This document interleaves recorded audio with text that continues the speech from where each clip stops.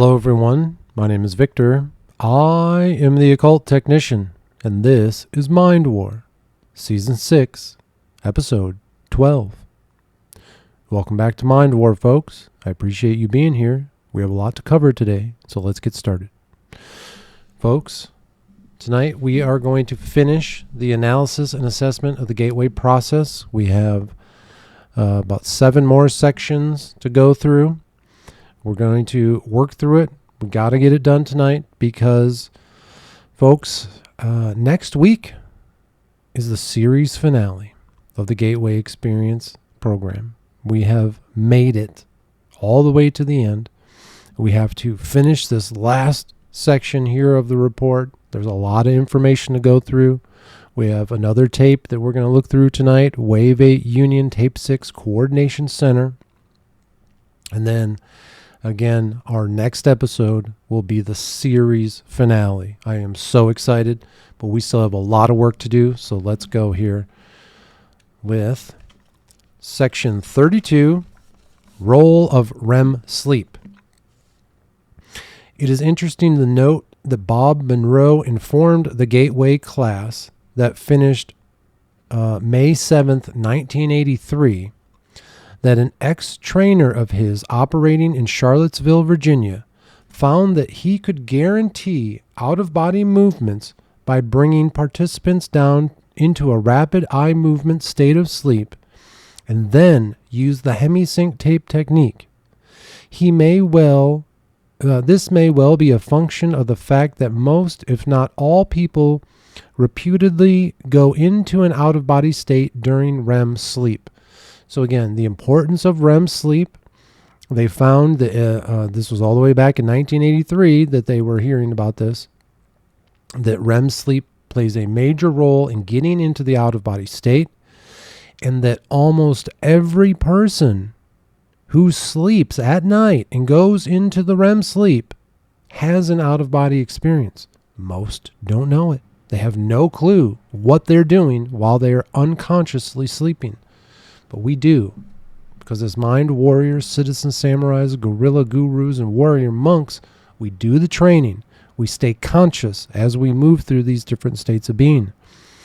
REM sleep is the deepest possible level of ordinary sleep and involves complete disengagement of the body's motor cortex functions from the neck down and nearly complete suppression of consciousness in the left brain hemisphere. The effect of this is to put the body in a state of complete stillness, so far as the skeletal muscle structure is concerned, therefore further promoting the state of deep rest needed to eliminate the bifurcation echo. We talked about that before. In addition, it leaves the right hemisphere of the brain free to respond to the instructions and suggestions contained on the gateway tape. Interesting.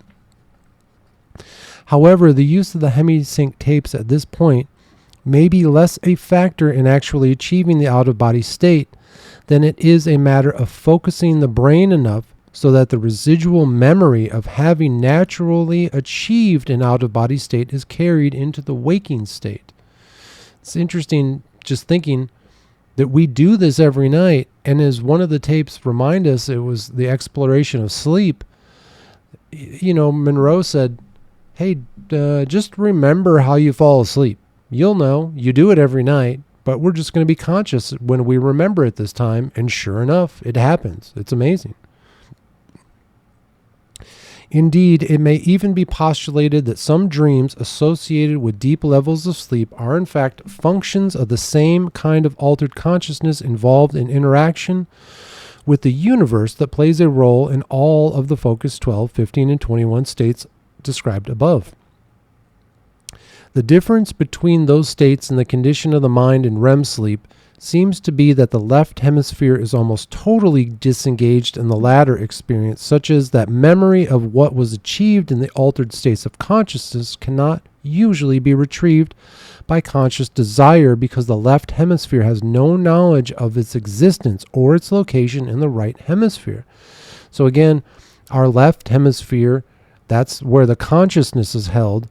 When we fall asleep most nights, it goes unconscious and it has no memory of whatever work we're doing with the right side of the brain. Let's see.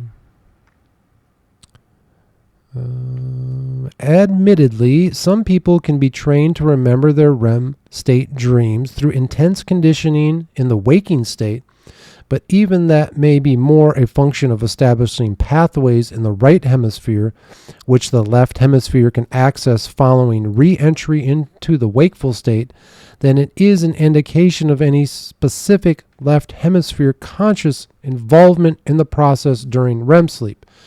So they're saying that some people can be trained to basically create connections from the right hemisphere to the left hemisphere. So when they wake up, the path is there for the left hemisphere of the brain to wake up into consciousness and then go explore what happened in the dream state.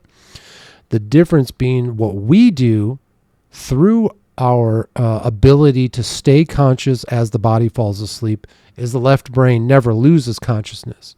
So we get to do our exploration of the right brain while our consciousness is still awake.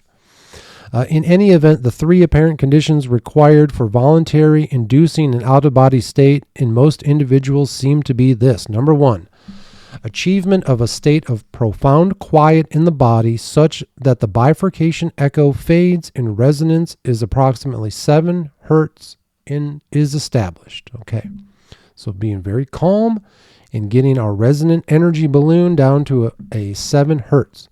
Number two, synchronization of the two brain hemisphere wave patterns, again through the hemi-sync process. And number three, subsequent stimulation of the right hemisphere of the mind to attain a state of heightened alertness, which of course interferes with brain hemisphere synchronization, but not until a sufficient level of enhanced frequency range has first been established to achieve the out-of-body state. So again, we have to stimulate the right mind, the right hemisphere of our mind, into doing work. That's where the imagination and the movements and all the things that we do, we're stimulating our mind through the narrator as he's walking us through the different tools, right? Section 33, information collection potential. The information acquisition potential associated with the out-of-body state seems to attract the most attention from the standpoint of developing practical applications for the gateway technique. Again, people want to use it to spy on other people. Whatever. If that's your boat, go float it. Unfortunately, although the out-of-body state can apparently be achieved by many people without excessive expenditure of time or effort, the purposes to which it can be put are currently limited by the fact that although individuals in that state may travel anywhere on an instantaneous basis in either the terrestrial or in other spheres, information distortion in the former context remains a major concern. It's also very hard if you're telling someone to go spy on an area that you don't have access to. It's very hard to, see if they actually told the truth. How do you verify that what they're telling you is true if you don't have access to the area that they're remote viewing, let's say? To date, according to one of the trainers at Monroe Institute, numerous experiments have been conducted involving persons moving from one coast to the other in the out-of-body state to read a series of 10 computer-generated numbers in a university laboratory. Although most have acquired enough of the digits to make clear that their consciousness was present, none have ever succeeded in getting all 10 correct. I had some communication with the gentleman from the YouTube channel, My Gateway Experience. I talked about him in a few episodes ago. He wrote down some numbers, put them in an envelope for me, and things have just gotten so real while listening to the tapes, as you all know, with the major change from the self-help into helping others who have passed away. I just never found the time to go and visit and try to view the envelope that he created for me. Maybe one day I'll have the free time to do that, but things just got very serious. So thank you for participating in that with me, and I'm sorry I wasn't able to achieve that, but maybe in the future, right? This seems to be a function of the fact that physical reality in the present is not the only holographic influence which the individual may encounter in an out-of-body state. There are also energy patterns left by people or events occurring at the same physical site being viewed, but from the past rather than the present. In addition, since thoughts are the product of energy patterns and energy patterns are reality, it may also be possible that individuals encounter thought forms while in an out-of-body state which mingle with physical reality and are not easily differentiated. Finally, as Melissa Yager writes, there is another potential problem area in the sense that holograms can be viewed pseudo-sociopically, that it is to say inside, out, or backwards, just as well as they can be seen in proper perspective. Some of the distortions occurring may ultimately prove to be traceable to this cause, but in the out-of-body state, an individual may perceive the holographic entry patterns given off by people or things interacting in time-space reality in a somewhat distorted form. I talked about that before when I was underneath the gazebo out here in the back of the Mind War Manor. I had the out-of-body experience. I was floating back there, but I was floating to my side. I was having a very hard time orienting myself in an upright position, right? Number 34, belief system considerations. We've talked a lot about this before as we read through Monroe's books, that we have to overcome the societal wet blankets of religion and all of the things that we've been forced to believe.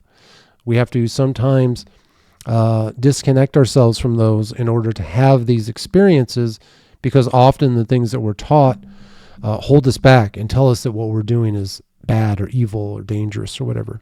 All nonsense. Number 34, belief system considerations. In 1967, Alexander David Neal and Lalam Yongden wrote a book titled Secret Oral Teachings in Tibetan Buddhist Sects. Okay, secret societies of Buddhists in the Tibetan area, from which the following quote is taken. "The tangible world is movement, says the masters, not a collection of moving objects, but movement itself. There are no objects in movement. It is the movement which constitutes the objects which appear to us. They are nothing but movement. This movement is a continued and infinitely rapid succession of flashes of energy, in Tibetan, the Sol or Shug. All objects perceptible to our senses, all phenomenon of which, whatever kind and whatever aspect they may assume, are constituted by a rapid succession of instantaneous events." Okay. The classic description of the universal hologram is to be found in a Hindu sutra which says, "In the heaven of Indra, there is said to be a network of pearls so arranged that if you look at one, you see all the others reflected in it." Very interesting visual. I have cited this quotation because it shows that the concept of the universe, which at least some physicists are now coming to accept, is identical in its essential aspects with the one known to the learned elite in selected civilizations and cultures of high attainment in the ancient world. The concept of the cosmic egg, for example, is well known to scholars familiar with the ancient writings of the Eastern religions. This is what you guys have, this is what you've always wanted. This is what you've been asking for.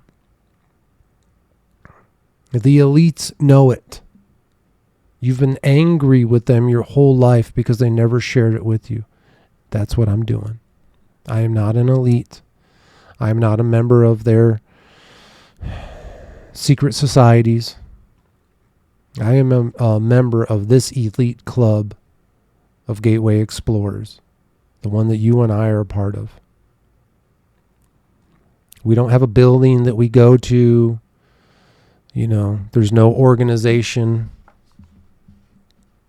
that collects us together. We are having these experiences, many of us on our own. Maybe someday something will grow from it. But for right now, this is it, man.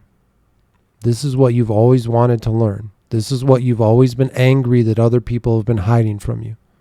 And it's so deep, man. You got to get past your family and your emotions to them.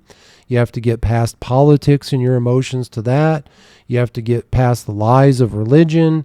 You have to get past the pressures of society. You have to go past all of those things before you find the teachings and the truth that the elites have been using against you. Again, they use these techniques to control us through all the things that I just talked about.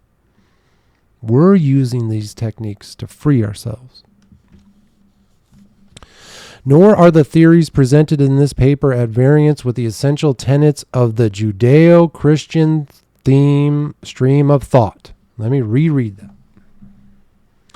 Nor are the theories presented in this paper at variance with the essential tenets of the Judeo-Christian stream of thought. Again, the basic tenets that are taught in the Judeo-Christian religion are not at odds with what is being taught here. When you strip away all the BS from the Judeo-Christian religions, you find the symbolism of what we're talking about here. But it's hidden under so many layers of nonsense. So many layers of nonsense. When you look at the Bible, and I need to be careful here, I don't want to go off a tangent. When you look at it, it's basically telling you about Kundalini. It's telling you about the seasons and how to respect the seasons, when to grow your food, when to have your babies. I mean, it's very basic shit, right? But on top of it, the liars who want to control you add all sorts of nonsense, okay? But again, the author here is saying the fundamentals of those things, the hidden occult teachings within the Judeo-Christian religion, are not at odds with what we're doing here. Again, that's why when we get into the spiritual side of things and we start practicing magic, I'm going to teach you the way that I do it. What most people would consider dark magic or black magic. Fine. If that's what you want to call it, go ahead. But you can also use the techniques that we're going to learn, that I'm going to share with you. You can use it for your Christian belief system if that's what you want to do. You absolutely can. Or any other religion. It's fine. Do and believe whatever you want. Have whatever style you want. You don't have to copy me. That's not what any of this is about, okay? Sorry. Back to it. Let's see. The concept of visible reality, i.e. the created world, as being an emanation of an omnipotent and omniscient divinity who is completely unknowable in his primary state of being. The absolute at rest in infinity is the concept straight out of the Hebrew mystical philosophies. Even the Christian concept of the Trinity shines through the description of the absolute as presented in this paper. Again, the scientific breakdown of what they try to teach in the Judeo-Christian Islamic fairy tales. You strip the fairy tales away, and hidden in it, occult teachings in the Bible are the same things that we're learning here. The description of energy totally at rest. The infinity fits the Christian metaphysical concept of the Father, while the infinite self-consciousness resident in the energy providing the movement force of will to bring a portion of that energy into motion to create reality corresponds with the Son. Again, the Father is the absolute God, the universe, the Akashic records, whatever you want to call them. And the Son is the spirit that comes down into the individual body to animate the physical body and experience physical life. It's that easy. This is so because in order to attain self-consciousness, the consciousness of the absolute must project a hologram of itself and then perceive it. The hologram is a mirror image of the absolute in infinity, still exists outside of time and space, but in one step removed from the absolute, and it is the actual agent of all creation, all reality. And the eternal thought or concept of self, which results from the self-consciousness, serves the absolute as the model around which the evolution of time-space revolves to ultimately attain a reflection of and union with Him. They get Him in capital letters. So again, even the authors here couldn't break away from their Judeo-Christian upbringing. I guarantee it. I guarantee they're bringing it into it. That thought model, which perfectly reflects the essence or spirit of the absolute, fits the Christian metaphysical description of the Holy Spirit. Finally, our description of the universal hologram, the torus of creation and evolution, is neither new nor original. It uses as the figure of the universe of creation developing in evolution is found in various stylized representations in virtually every religious system of antiquity, whether of Eastern or Western derivation. Whether it's the stylized labyrinth once popular in the Hellenic world, the spiralized version of the Hebrew tree of life, or its Hindu counterpart, or the Chinese spiral through the fourfold powers, the ultimate meaning is the same. Mystics the world over, it seems, have perceived the universal hologram in the same spiral form and have incorporated that intuitive knowledge in their religious writings from antiquity to the present. We're breaking it down here. We're getting down to the occult truths. He's telling us right here. Every religion, every occult secret, every secret society, every secret teaching comes down to what we're doing right now. The tools that we've learned, the work that we do, we are understanding it and experiencing it. Nowhere else. Show me where else they're experiencing it in public view. They may be doing it in their secret societies and in their secret rooms. They may be doing this type of stuff. But nowhere are we exposing it the way that we are right here and right now. We see it on other channels. We see people getting close. We see people trying to decipher the symbols and all that stuff. And all that's great.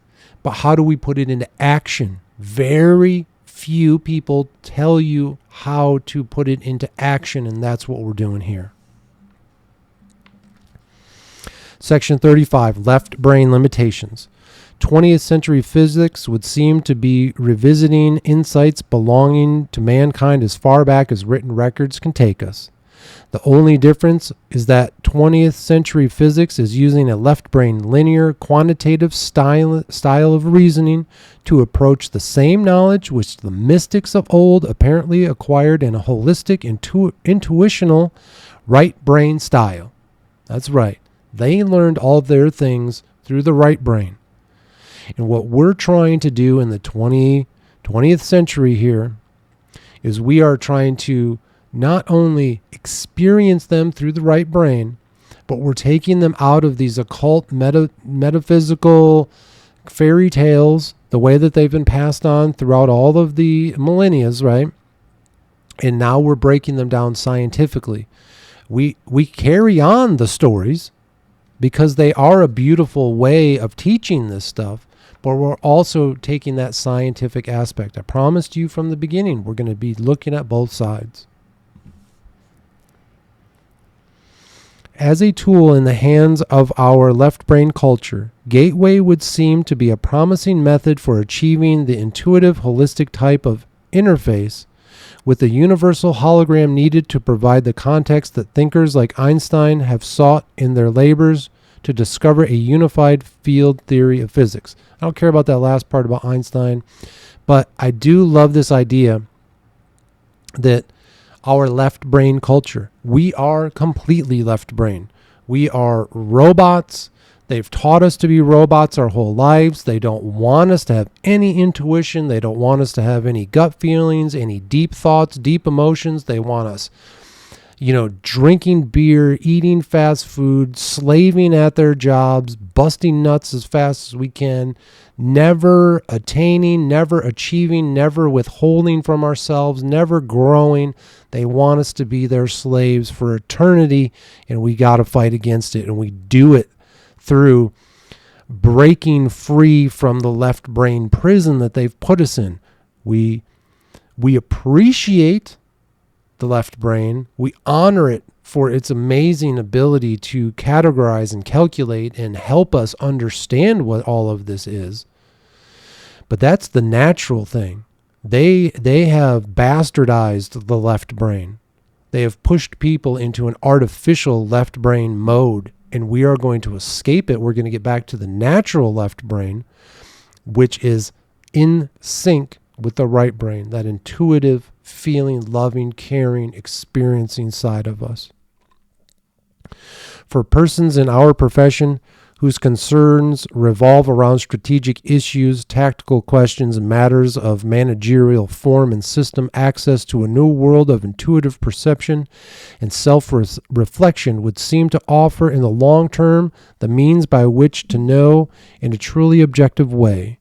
This is so because the self-imposed limitations to balanced perception and objective logic, which our culture and personal psychological subjectivity imposes when we use the strictly left-brain thinking style, could be offset by the holistic form of perceptions associated with altered states of consciousness.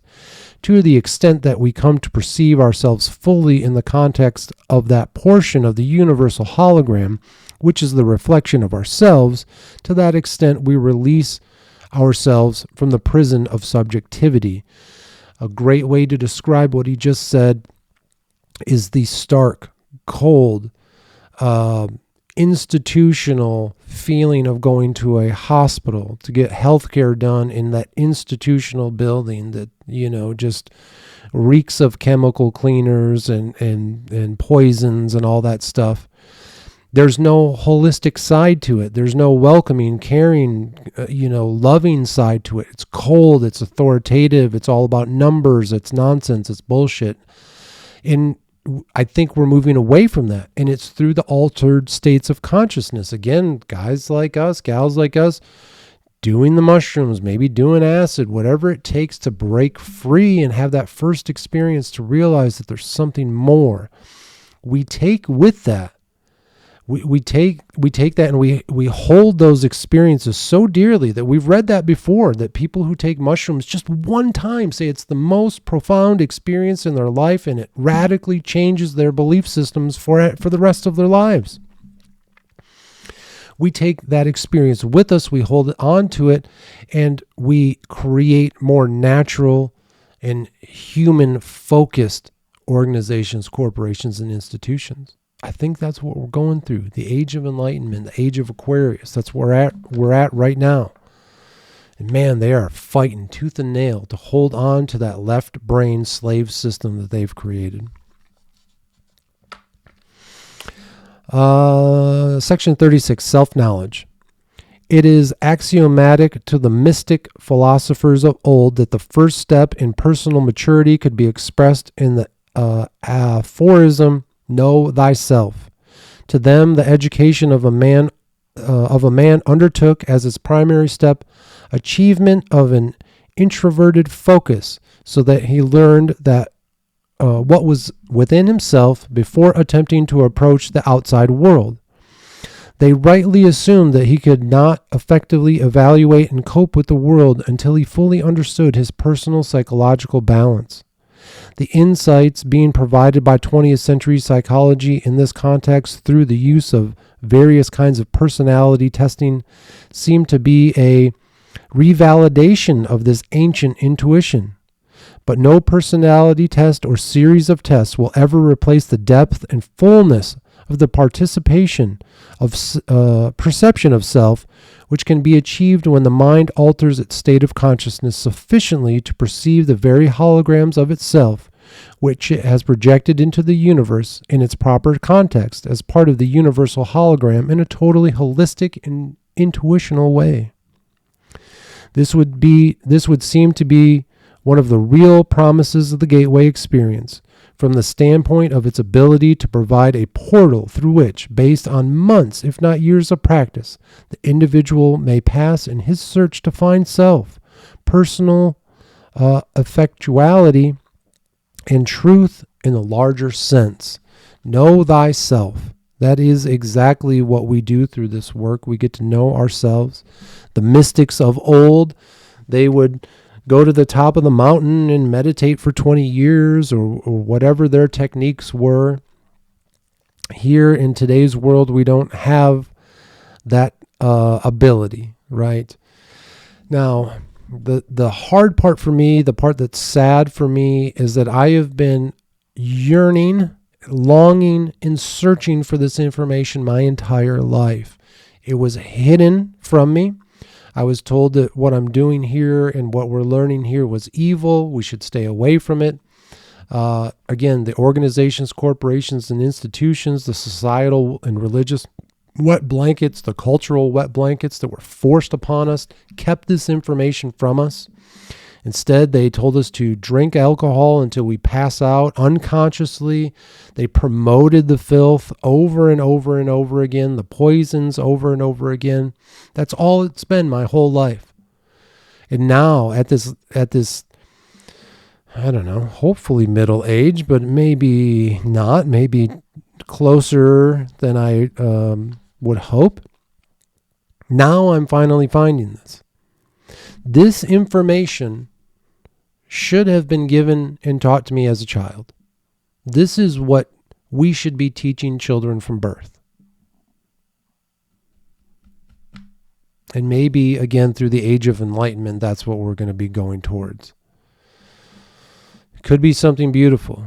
It could be a major, drastic change in the way that all of humanity views life, views the world, all of our structures. Everything could change because of this. And we can only hope. Section 37, Motivational Aspect.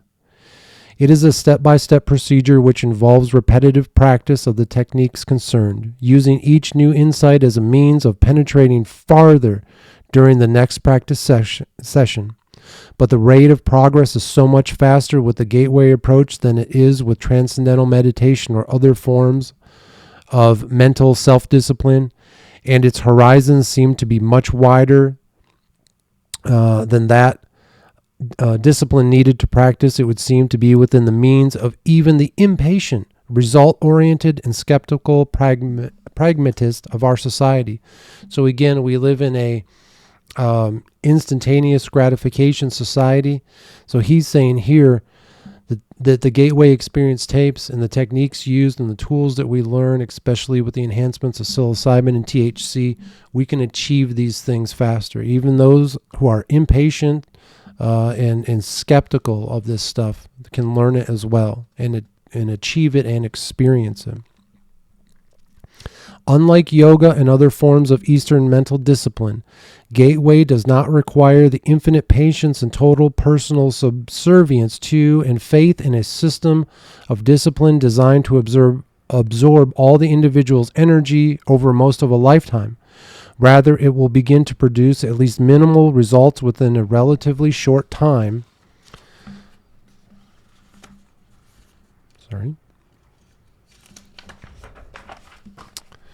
Such that enough feedback is available to motivate and energize the individual to continue working with it. I'm telling you, you listen to the first tapes with low-dose psilocybin and THC, even tape 1, you will be so excited. The experience you have will be so vast and so profound, you'll never want to stop. I ain't ever going to stop. Indeed, the speed with which an individual may expect to progress seems less a function of the number of hours spent practicing than it is a question of the speed with which he or she is able to use the insights gained to release anxieties and stresses within both the mind and body. These point to energy blockages seem to provide the principal barriers to achieving the enhanced energy states and focus of mind needed for rapid progression. Again, Monroe talks about how you come up against these barriers and you have to push through them. And it's on you. Are you going to be able to remove the religious wet blanket from your soul, from your spirit, and all the things that they've lied to you about? Are you going to be able to put all of those things aside and push through that barrier in order to have new experiences? I know you can. The more compulsive, the more uptight the individual may be at the outset, the more barriers he or she will initially encounter to achieving a deep or immediate experience. But as the insights begin to come and the blockages begin to dissolve, the way ahead becomes increasingly clear, and the value of Gateway moves from the status of a matter of intellectual assessment to one of personal experience. Could not be more beautifully said. Keep up the work. Keep doing it. You're going to achieve. It's going to be more than just an intellectual assessment. You're going to start having personal experiences. In section 38, to finish up this report, the conclusion. There is a sound, rational basis in terms of physical science parameters for considering Gateway to be plausible in terms of its essential objectives. Intuitional insights of not only personal, but of a practical and professional nature would seem to be within bounds of reasonable expectations. However, a phased approach to entering the Gateway experience in an accelerated mode would seem to be required if the time needed to reach advanced states of altered consciousness is to be brought within manageable limits from the standpoint of establishing an organization-wide exploitation of the Gateway's potential. The most promising approach suggested in the foregoing study involves the following. Okay, so before we go on, again, the physical science parameters. Again, we have to work within the laws of nature and the laws of science. But through the Gateway experience tapes, we are learning that intuition, the insights that can be used personally, practically, and professionally, right? And again, intuition is natural to us, but we have all of these blockages in the way. You see it? You see what we're doing here? Intuition is our animal instinct. It's already inside of us. But through the Gateway experience tapes, we're breaking down those barriers, and the path is becoming clear to our intuition. But now, the author is saying here, if you are part of an organization, because he's part of the Department of Defense, and that's who he's writing this for, he's saying that if you want to use the tools of the Gateway experience tapes in an organization to achieve a mission or objective, here is how you would want to do it on a quick, rapid movement, right? If the Department of Defense sent me a platoon of mind warriors today, here's the steps that I could do to help them achieve all of the things that we've done over this last year in a short period of time. So let's see what he says. A, begin by using the Gateway hemi-sync tapes to achieve enhanced brain focus and to induce hemispheric synchronization. Okay, listen to the tapes. B, then add strong REM sleep frequencies to induce left brain quiescence and deep physical relaxation. Okay, that's part of the tapes. C, provide hypnotic suggestion designed to enable an individual to induce deep auto-hypnotic state at will. So again, there is hypnotic techniques used in the tapes that help us get into that deep state of will. And again, interesting side note, I'll try to be quick. The Gateway experience tapes and the things that the narrator tells us to see and do, that's just these tapes. We can create our own tapes to see and do and instruct whatever we want. We have the sounds, that's the most important part. But the narrator can change and send us on different types of missions, right? You guys understanding where this can go, how this is just the beginning? D, use auto-hypnotic suggestion to attain much enhanced focus of concentration and motivation and rapidly progressing through Focus 12 exercises. Again, as you continue to do the work, It's, in the beginning, Monroe was telling you, 1, your face is getting tired. 2, your arms are getting tired. 3, your leg. He's literally walking us baby steps through it. By wave 8, he says, your preparatory process. I don't need to walk you through it anymore. I'll see you in focus 27. And before you know it, you're there. E, then repeat steps A and B following the use of the auto-hypnotic suggestion that an out-of-body movement will occur and be remembered. F, repeat step E to achieve facility in gaining out-of-body state under conscious control. Alter hypnotic suggestion to stress ability to consciously control out-of-body movement and maintain it even after REM sleep state ends. Ooh, interesting. Maintaining that out-of-body experience even after you've come out of REM, but most importantly, even after you've consciously woke up, because that's what we do in the spiritual side. Our rituals are conducted in the state of somnambulance still, almost in and out of body state. Yes, we're there physically. Our eyes are awake now, but it's happening in a very different state of being than just being conscious. G, approach focus 15 and 25 objectives, escape from time, space, and interact within new dimensions from an out-of-body perspective. H, use multi-focus approach to solve problems of distortion in terrestrial information gathering trips. This approach involves the use of 3 individuals in out-of-body state, 1 viewing the target object here in time-space, 1 viewing it in focus 15 as it slips into the immediate past, and 1 viewing it at focus 21 as it slips into the immediate future. They're talking about a 3-man team, say remote viewing a specific area, 1 who's viewing it in locale 1 who's going into focus 15 and able to view it from the past, and 1 who is intuitively viewing it through focus 21 in the patterns that we know and saying, this is what I think could happen in the future. I'm going to imagine what's happening, imagine all the million scenarios that are available out there, and we'll see which one is real. That is amazing. That is really cool, this idea of bringing the team together, right? Our first Earth Battalion. I don't know that I'm ever going to be a part of any of the things that we're teaching here. But I hope that somewhere, someday, there are a group of people who do this. I really do. Maybe some very powerful organizations, corporations, and institutions get created in this very way, right? Maybe the ones that are out there today are doing a lot of these techniques. But it's very interesting when we start hearing about multiple people working together with these strategies, right? I, encourage pursuit of full self-knowledge by all individuals involved in the foregoing experiments to enhance objectivity and out-of-body observation and thinking, and to remove personal energy blockages likely to retard rapid progress. Again, know thyself, the whole self, right? It's going to be a lot harder to do this if you're drinking alcohol, eating fast food, not exercising, not taking care of yourself, dealing with a ton of stress from all kinds of other things, right? Those are all blockages.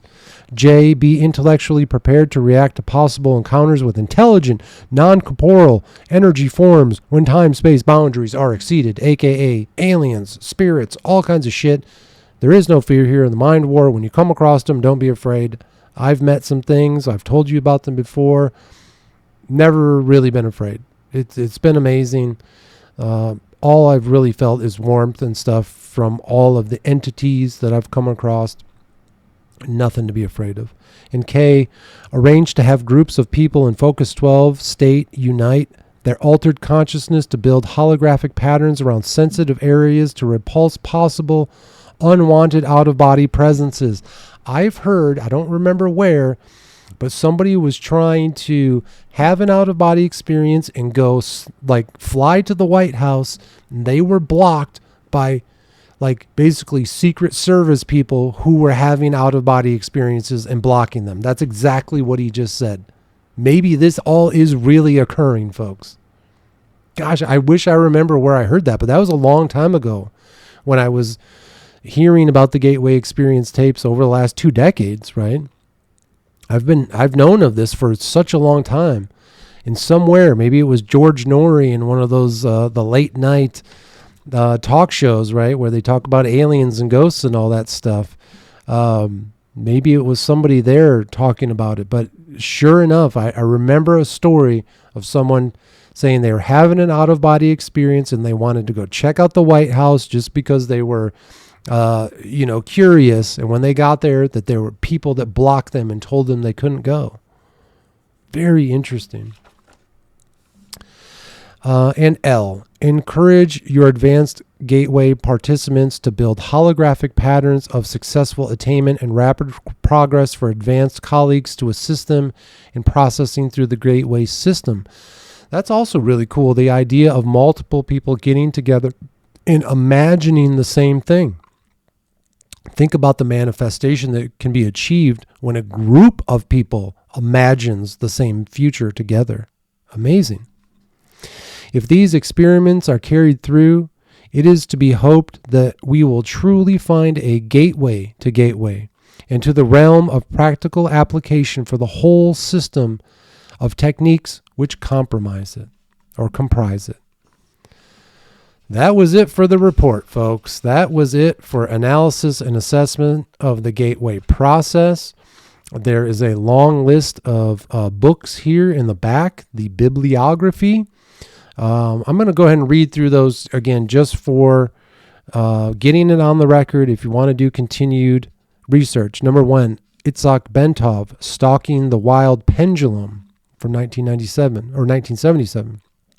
Number 2, Marilyn Ferguson's Carl Pribram's Changing Reality from 1978. Number 3, John Gleedman, Einstein Against the Odds, The Great Quantum Debate, 1983. 4, Melissa Yager, Monograph, The Lamp Turn Laser from the Monroe Institute of Applied Scientists. Number 5, of course, Robert Monroe's Journeys Out of the Body. Number 6, Jill Perouse, The Mystic Spiral. Lee Sinella, number 7, Kundalini Psychosis or Transcendence. Okay. Number 8 is Pat Stone, Altered States of Consciousness. And let's see, number 9 is Charles Tart, The Altered States of Consciousness from 1969. Again, Tart was one of Monroe's partners there. What an amazing report. I'm so glad that we worked through this. As we were going through the Gateway series, we read through Monroe's 3 books, and then I kind of found myself going, wait a minute, we still have Wave 7 and Wave 8 to do. I'm not sure what we're even going to work through, and this was perfect. I've heard so much about this report and all the conspiracies that are surrounding the Gateway Experience tapes. This report kept coming up again as the CIA report. It's actually a report from the Department of Defense. Lieutenant Colonel Wayne McDonnell, again, Army Psychological Operations, in connection with Itzhak Bentov, a bioengineer that was working with him through this to create this report. Really an authoritative source, scientists just reiterating everything that we just experienced through this series, really putting it into scientific terms. And just what a beautiful comparison. We've talked about how important it is to compare our experiences with others. That's why we share our stories with everyone. And just really cool to get through that. And I'm so glad we did. Thank you for toughing it out through these last 4 episodes. As of right now, it's almost 1:30 a.m. here in the Mind War Manor. I've recorded all 4 of these episodes tonight. I'm freaking exhausted, but we still have one last thing to do, and that is our deep dive into Wave 8 Union Tape 6 Coordination Center, and we'll do a deep dive into that in just a moment. All right, folks, let's do our deep dive into Wave 8 Union Tape 6 Coordination Center. I just listened to this tape last night. Not going to lie, folks. The psilocybin was really flowing. By the time I started listening to this tape, I remember very little of it. So we're going to kind of listen to this tape together and see what happened. 8-6. We are told to go to the coordination center to learn about maintenance and purpose and management of the coordination center. So a quick note, when the narrator said maintenance and management of the coordination center, I go, what is this? This is like being back at work again. This sounds like an administrative tape. And I kind of went into it thinking that, because as I'm hearing it, the memories are coming back. And I thought that was very strange. The management and maintenance of the coordination center. Okay. And we learned that the reason we do Focus 27, the same that we do all the focus levels and the locales that we visit, it's all about imagination, strengthening our imagination, because without imagination, there is no manifestation. I then had So, again, one of the reasons that we maintain and manage the coordination center, one of the reasons that we go into Focus 27, this is just, again, what I learned, what was shown to me, I guess. And again, it's about imagination. Every one of these things, all of the work that we've done, it's about strengthening our imagination, because with that, again, manifestation can occur. And with that, we build into our intuition, right? Our intuition, when we remove those barriers and allow ourselves to be more open and take in information and trust our gut, versus being the things that we were taught, right? It opens ourselves up to an amount of freedom that we don't find in normal life, in normal culture. powerful conversation with myself, reminding myself that I have done the right thing. There's been a lot of difficult decisions I've had to make over the last few weeks, and I've done a good job. I'm proud of what I've done, and I can be thankful for everything that's occurred. So after that initial kind of teaching, again, that reiterating the fact that we do this work to strengthen our imagination, the next thing that occurred was I had a very difficult conversation with myself. So again, I come on here to the Mind War podcast as Victor. Victor is a character that I play, right? Victor is a part of me that I wasn't able to express throughout most of my life because of the cultural and societal wet blankets. I had to be a professional person. I was a child, a student, a son, a husband, a father. All of those things you have to work within the parameters of society and culture, right? And then again, if you have religion on top of it, all of those things, they force you to be a certain way. But Victor has been able to break through those things, right? He is me without all of those barriers. But Dan, right, who everyone else knows me as, he still lives in the real world. He still has to deal with the consequences and be worried sometimes and still sometimes looks at those barriers and tries to hide behind them and all that stuff. And with that was coming a lot of self-doubt. Oh, have I done the right thing? Because again, we'll talk about this later. I'll share with you everything that's gone on over these last few months and some very intense shit. I've had to make some really tough decisions. But in this conversation with myself, Victor was telling Dan, you did the right thing, buddy. Okay. Now, again, I know it was me telling myself I did the right thing. I'm not having a split personality, situation here right now. Okay. This is, again, symbolic. You can have these symbolic conversations with yourself. And it was needed. I needed to remind myself that, yes, some hard things had to be done, but ultimately it was the right thing. And you should be proud. And that was very comforting, right? So let's carry on.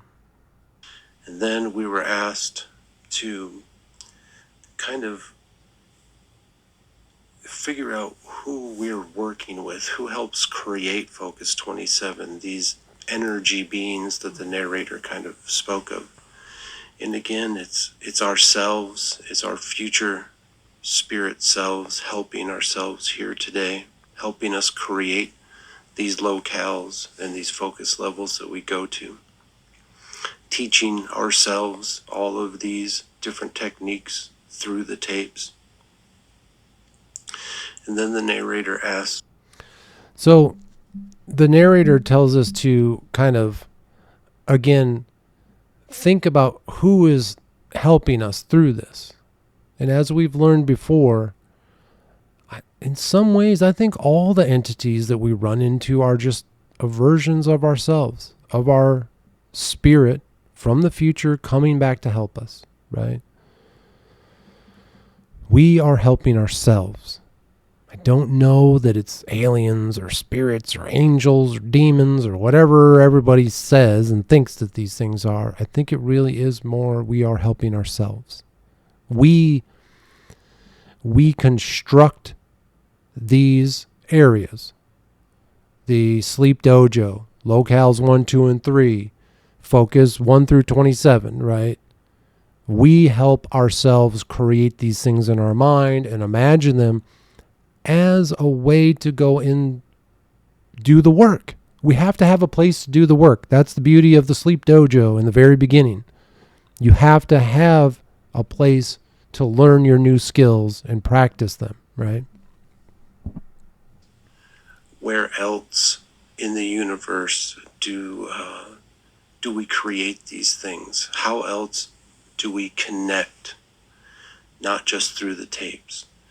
And that's, they showed us the spiritual side, the occult side, that we're going to talk more about soon. And how we also control that. It's a 50-50 connection. We have to do it here in our real life, in the physical world. We have to put the work in. But our spirit on the other side does the other half of the work. It's that connection, whether it's through the black mirror or the tarot cards or whatever it is we're doing. It's a 50-50 connection. Ourselves here in the real world, opening up that doorway, opening up that gateway, and then allowing us to contact ourselves in a way on the other side. Because we are the ones building up that other world, whatever lays beyond. So the narrator asks us, okay, where else in the universe, where else is, where else are these worlds being built, right? And what I was shown is, again, in the spiritual side, when we get into the magic, when we get into the ritual and the ceremony, we're going to be awake. We're going to be up. We're alert. Our eyes are open, but we're still in the state of somnambulance. We carry with us the state of mind that we were in while we listened to the tapes, but now we're doing it with our eyes open. And it's like AR, augmented reality. We're over our visual, over the real world. The dream state is created. And when we look into the black mirror, there's an entire copy of our universe inside that mirror. It's not our reality. It's a copy, a facsimile. That is all created the same way that we create these different locales in our imagination. And it is in this state of being where we get to interact with this other world, the new worlds that they talked about, the going into the rabbit hole, the wonderland, right?